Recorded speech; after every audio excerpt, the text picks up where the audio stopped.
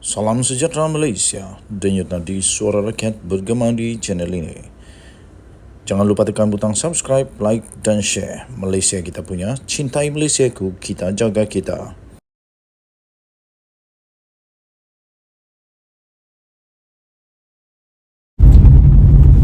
Salam sejahtera Malaysia, denyut nadi suara rakyat bergema di channel ini.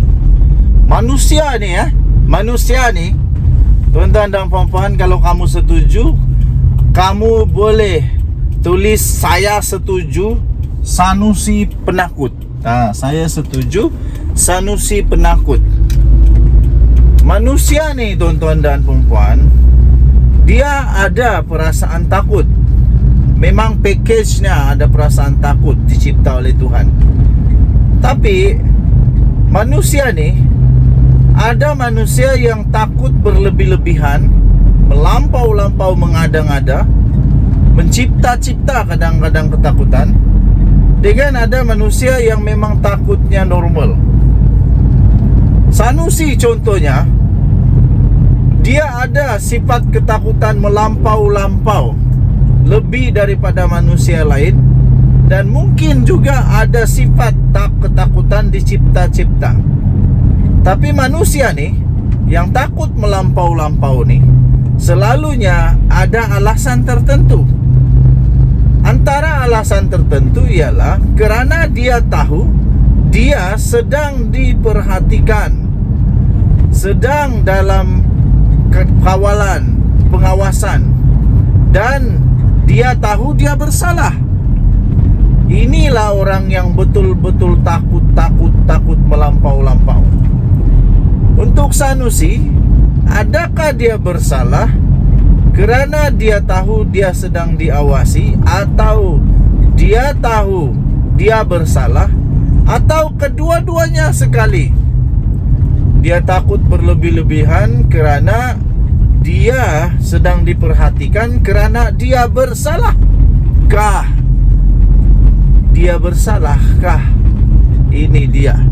Kerana buktinya Sanusi mendedahkan dia ada pistol di dalam keretanya 24 jam. Kenapa kau bawa kenapa kau bawa itu di kereta selama 24 jam, Sanusi? Hanya manusia yang takut melampau-lampau kerana bersalah teruk sahaja yang sampai takut begitu. Itu boleh dikatakan sudah ketakutan begitu sudah di tahap psikopat, di tahap ada masalah mental.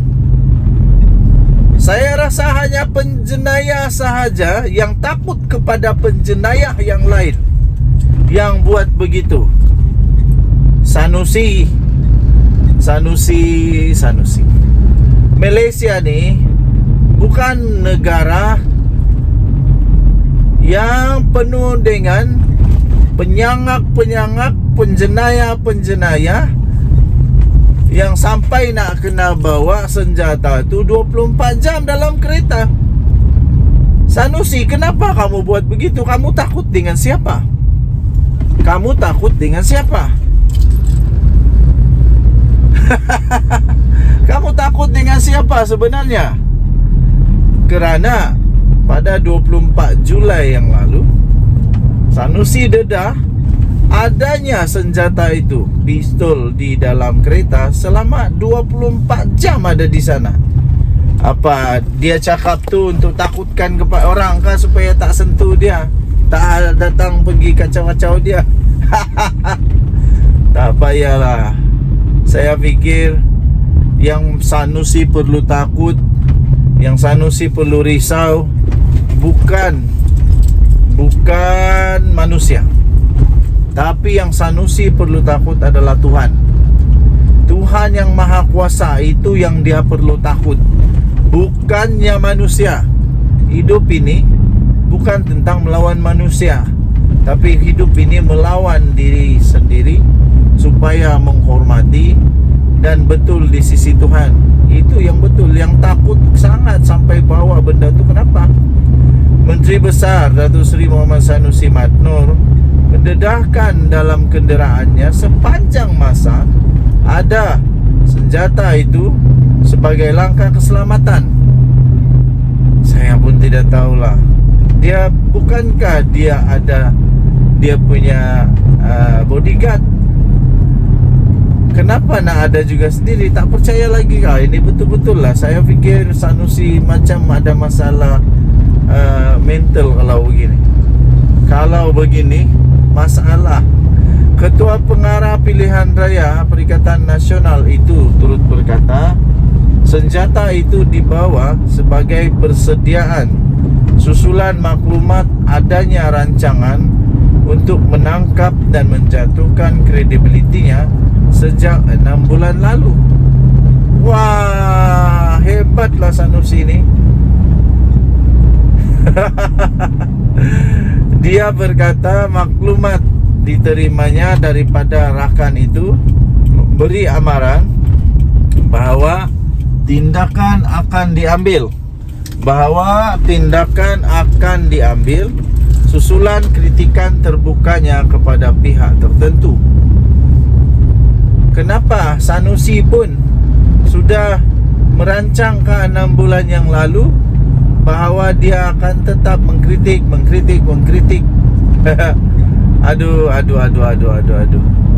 Kata Sanusi, plot untuk tangkap saya sudah dirancang sejak 6 bulan lalu. Saya tahu dah. Saya ada intelijen saya. Jumpa orang tu, pesan, jaga-jaga ada orang nak buat sesuatu kepada saya, katanya. Siapa orang tu? Siapa orang tu?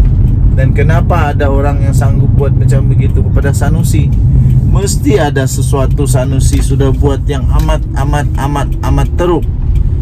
Kalau dia tak buat yang teruk, pasti orang akan tutup sebelah mata saja. Pasti orang tak peduli sangat.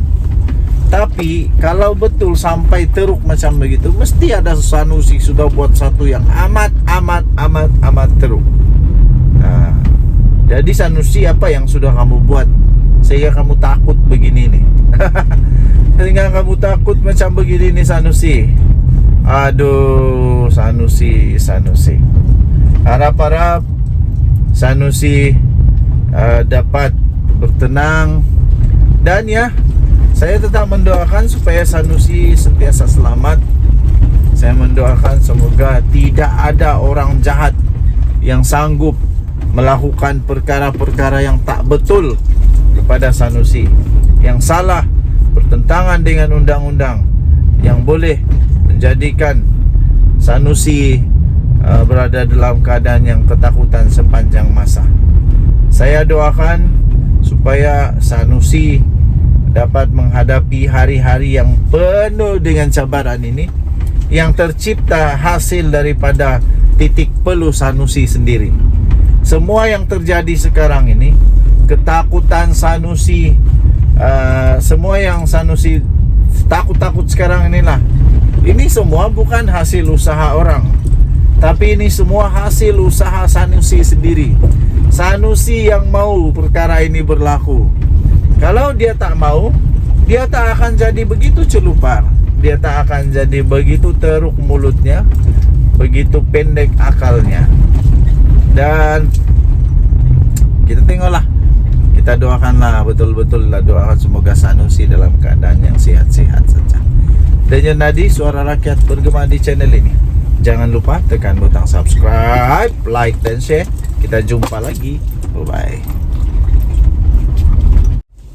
Salam sejahtera Malaysia. Berita Hamzah Zainuddin bakal disingkir bertiup kencang. Hubungan dengan Muhyiddin bermasalah. Sekali lagi tajuk berita itu, berita Hamzah Zainuddin bakal disingkir bertiup kencang. Hubungan dengan Muhyiddin bermasalah. Woi, ini memang amat mengejutkan. Adakah Hamzah Zainuddin akan dipecat oleh Muhyiddin Yassin kerana ketegangan hubungan mereka itu. Rupa-rupanya ada satu berita yang viral pada waktu itu, bertarikh 21 hari bulan Jun 2023, daripada malaysiadeadline.com. Tajuknya, berita Hamzah bakal disingkir bertiup kencang, hubungan dengan Muhyiddin bermasalah. Saya fikir setiap parti politik dia ada polisi dia sendiri. Polisi paling penting ialah memastikan supaya parti politik itu dapat melaksanakan objektif dan tujuan parti itu dengan baik. Untuk melaksanakan tujuan objektif penubuhan parti itu dengan baik, mesti ada kerjasama daripada semua orang. Terutamanya untuk presiden, haruslah mendapat sokongan tak berbelah bagi daripada semua ahli. Terutamanya untuk bos-bos yang ada di dalam parti itu. Dalam konteks ini, bersatu untuk mereka maju lebih baik. Hamzah Zainuddin kena tunduk kepada Muhyiddin Yassin, kena hormat kepada Muhyiddin Yassin, kena jaga hubungan dengan Muhyiddin Yassin. Kalau Hamzah Zainuddin tidak boleh menjaga hubungannya yang baik dengan Muhyiddin Yassin, dan Muhyiddin pun tak boleh jaga hubungan baiknya dengan Hamzah Zainuddin, lebih baik mereka berpisah sajalah. Lebih baik berita ini punya tajuk diikutlah, iaitu sama ada Muhyiddin letak jawatan atau Hamzah Zainuddin dipecat sajalah. Kerana kalau mereka mau mentadbir negara, tetapi mereka dalam keadaan huru-hara, macam mana mereka nak tadbir negara? Itu nanti jadi rakyat huru-hara. Lagi teruk. Kerana itu, betulkah Hamzah Zainuddin akan disingkir selepas berita ini? Berita ini bertarikh 21 hari bulan Jun 2023. Tapi sampai sekarang nampaknya mereka masih bertahan. Orang kata tak akan pokok bergoyang kalau tak ada angin. Kalau memang betul pada waktu itu ada bunyi-bunyi macam begini, saya fikir tidak berbaloi untuk mereka ini diundi. Kalau belum lagi ada apa-apa pun perebutan kuasa sudah begini, apalagi kalau ada perebutan kuasa. Apa-apa parti pun kalau memang ada masalah dalam pilihan raya, saya fikir itu bahaya untuk diberi kewenangan. Okey. Jadi tuan-tuan dan puan yang dihormati sekalian, adakah beranikah Muhyiddin Yassin untuk memecat sesiapa sahaja kalau lawan toke? Untuk memecat sesiapa saja kalau lawan toke. Okey, hantar anak sekolah dulu.